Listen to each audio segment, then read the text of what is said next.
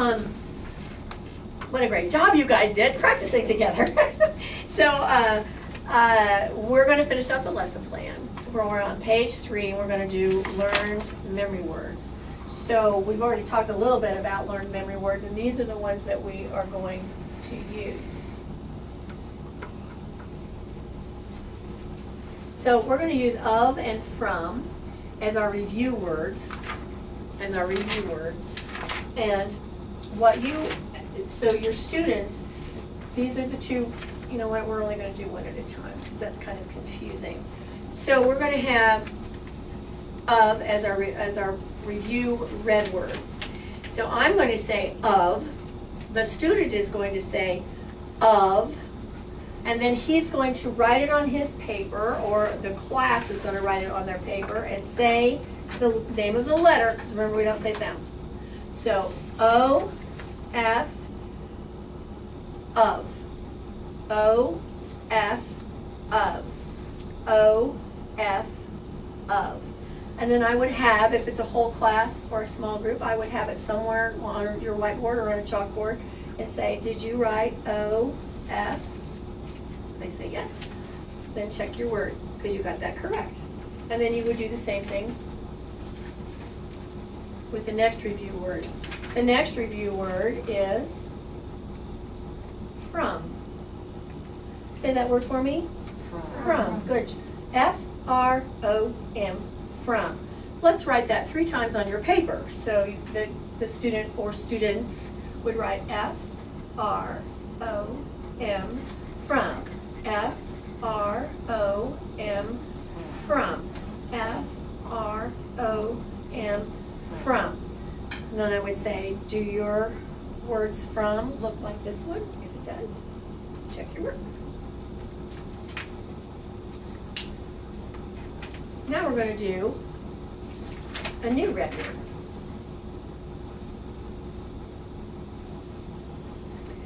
And our new red word is sure.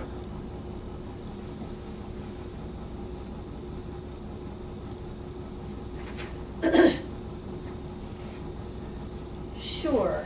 S-U-R-E. Sure. Everyone say this word for me. Sure. Good job. I want you to write it on your paper. Let's do it together. You write on the paper, I'll write on the board. Ready? And say the letters, the letter names. S-U-R-E. And what is that? And always say the word. What is it? Sure. Yeah, I didn't write that very well, did I? Okay, and then you make sure that everybody's written it correctly.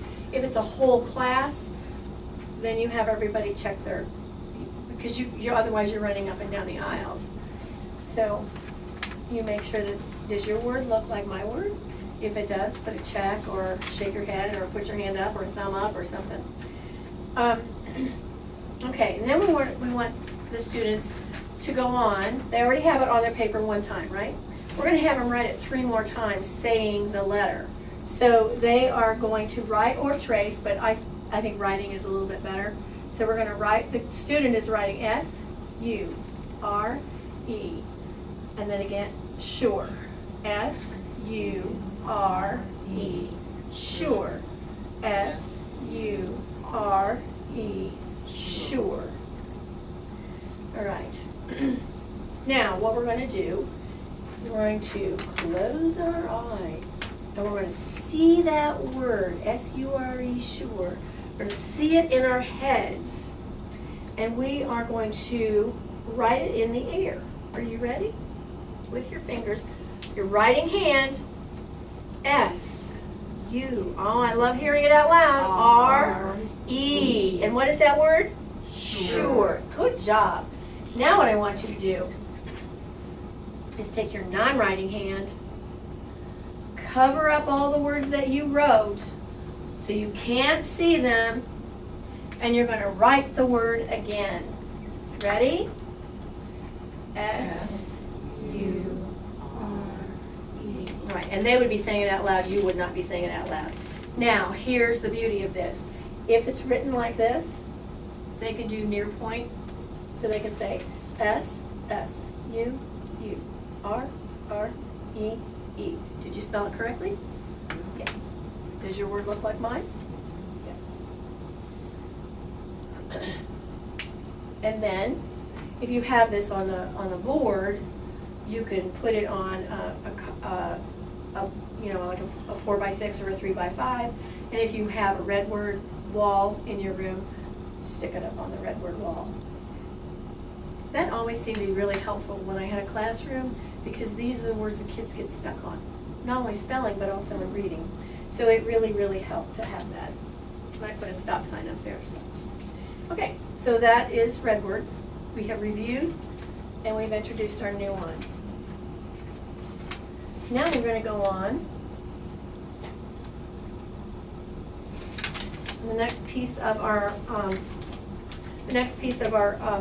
lesson plan is we're going to make a dictation.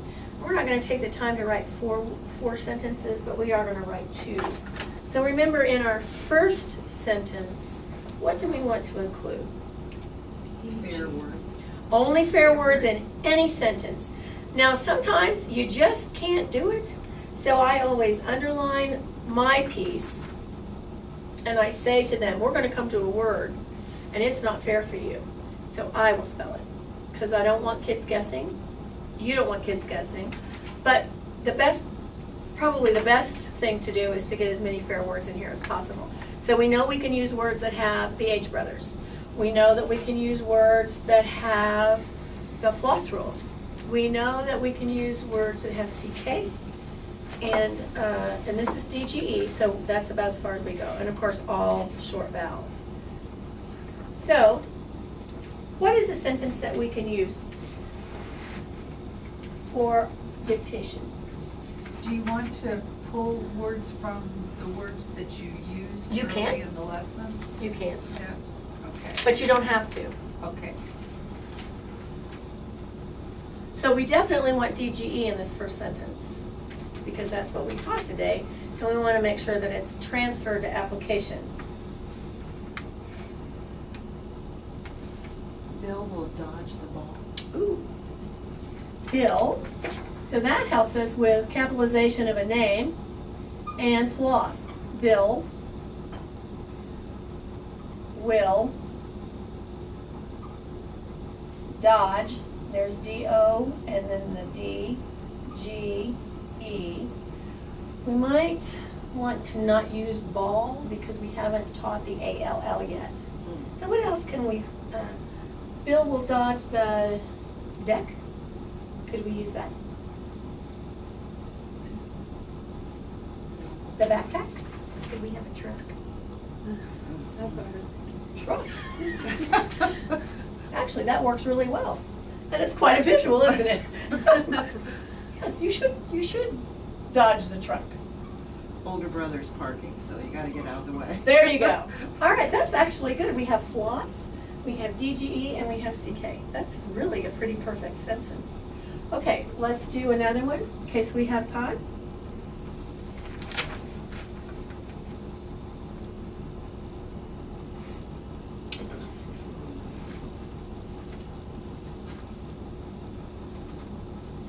The bath mat is thick. Say again, please. The bath mat is thick. Okay. So we have the red word the that they would have to know. So we'd have to make sure that they know this red word. The bath. So we have the TH, one of the H brothers. Bath mat. But it doesn't have a DGE. Pardon? It doesn't have a DGE. That's okay. Okay. The bath mat is, and you need to make sure that they know is. If they don't, you tell them how to spell it. The bath mat is thick. And I like thick because it has a H brother and it also has the CK rule. Okay, so we've got pretty good sentences here. Now remember, when you're doing dictation, you're going to say the sentence, and the procedure's right here. So the teacher says the sentence or phrase, and the student repeats it. Then the teacher may ask for the number of words. I like to do that. Some people don't like that at all because they don't want them to get into the habit of that. That would be up to you. So I would say, Bill will dodge, I forgot that. sorry. The truck. Everybody? Bill will dodge the truck. Good job. So let's put it on our fingers, and again, it's their non-writing hand.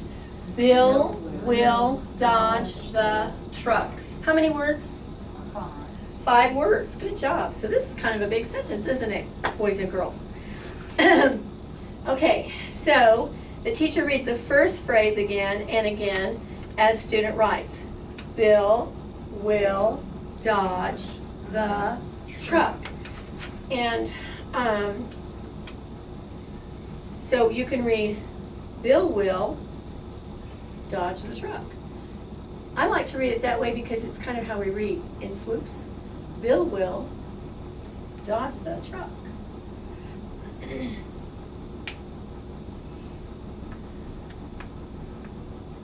Okay, and then you can remind them as they're writing that we're going to do cops. And once they get accustomed to cops, they kind of, as soon as you say cops, they make their own corrections. So then, in a group, if you've got like a whole class or a small group, you could have a volunteer come up and write the sentence on the board. If you have a dot cam, this whole time you've done a lesson, you could have somebody doing the student response sheet under the dot cam, so it's already up on a screen. So that they have some way of checking. Or so if the dot cam doesn't work and, what was the other one I said? If the dot cam doesn't work, or somebody doesn't want to come up and put it up on the board, and a lot of kids won't, they'll be reticent at first, but once you kind of get in the swing of the thing, they will. Obviously, if it's a therapy situation, you're looking right across at them, and you can see what they wrote. So then you have, so let's say that, okay, so here comes a kid, and they wrote, never mind, I'm not going to go through that. They wrote the whole sentence, and then we're going to say, okay, did you capitalize anything that needs to be capitalized in the sentence? And hopefully they'll say, yes, B is the name of a person, so I capitalized that. So we're going to mark off the C. I said, this is the sentence that I said, Bill will dodge the truck. Did you write the words in the order that I gave them to you? Well, yes, I did. Okay, good job. In this sentence, is there any punctuation that we need? And they will hopefully say, yes, it needs to have a period to make a stop at the end of the sentence. So they cross that out. And then the S is for spelling. Is there any word in here that needs to be fixed, or did you spell them all correctly? If they, let's say,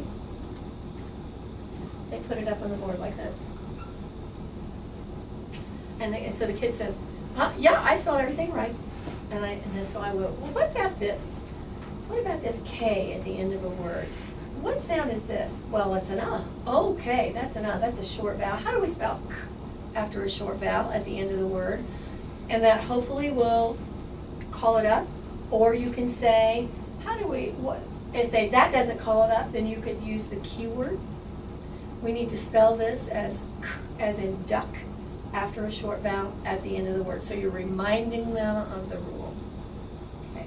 And then, you would allow them to make the correction. If it's a whole group, then the sentence is up here, spelled correctly in the right order, punctuated and capitalized correctly. So all they have to do is check their work to the board work. Then, you can go through the thing about, okay, does your sentence look just like this sentence? If it does, put a check, or a star, or whatever, a happy face, or whatever, if you want to do that. That's not necessarily a Ron thing, but it makes them feel like they've done a good job. Okay, and then you would do the very same thing with the second sentence if you have time. I like that in this sentence we have DGE, which is what we taught today, and we have a CK, which is what we taught the last time. So that's very, very helpful. So when that's finished, the only thing that you have left is reading. And again, we've talked about the reading. It's difficult to find something that fits exactly with what you have taught. So you find something that is as close as possible. I know there's some Read Naturally stuff. I know that there's Spire. You can write your own stories. There's readworks.org. Yeah, it is. Readworks.org. It doesn't always, like you can't put in CK, but you can't put in, I think you can put in like closed syllables. Yeah. So and it will come up, and you can also get, they'll spit out stories that are fiction, and they'll spit out stories that are nonfiction. For older kids, I think nonfiction is better because they're a little bit harder, and our kids they're pretty good with stories, like comprehending stories, not so wonderful with nonfiction stuff, like in science and social studies. So this whole lesson. Comprehension, sorry. No, that's okay. What? I like the comprehension. Yeah, and ReadWorks also has comprehension questions. And I would ask them comprehension questions, even if you don't do this. You want to ask them literal comprehension, like what was the name of the main character, where was it, what was the setting, you know, that kind of stuff. But, you know, why did Billy trip the dog? Because you want to start getting at higher level critical thinking skills, inference and that kind of stuff. And even in the little ones, you can ask that kind of stuff. They might not have the right answers, or they might have funny answers, but at least you're getting them thinking. And that's what we want to do. So are there any questions about the lesson plan? Shirley, I really appreciate you saying that this lesson planning was easier than the first one, because You I hear more. You do hear more. You focus on one thing, and the second time you hear it, you focus on that and add more. It's just like the kids. Exactly. Step back and go forward. You're doing it. Step backward. I like that. Step backward and go forward. Yeah, it's exactly right. You also see the end game, so that you're working within the end game is also, I think, makes it a lot easier. Well, thank you. I appreciate you guys very much, and I'll let you know what happens. Thanks. Thank you. Thank you.